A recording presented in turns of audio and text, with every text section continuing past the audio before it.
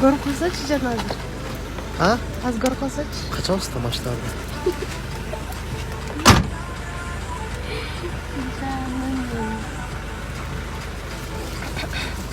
Bas gittik bir. Şunda böyle daha alganı geçtik.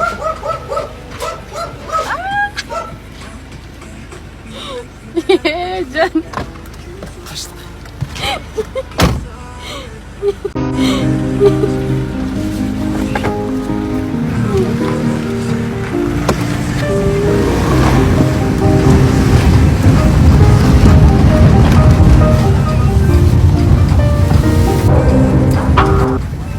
Can. Efendim? Gelmez canım.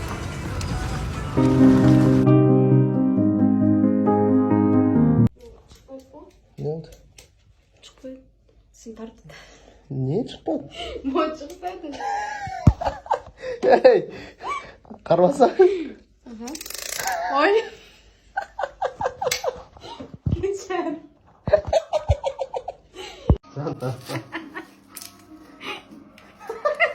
Hadi. Lifehack. Taşlı. Aceh. Görünüyor mu acı? Bir damlayı normal sundu. Ay bli mama can khozo. Ay. Teşekkür ederim.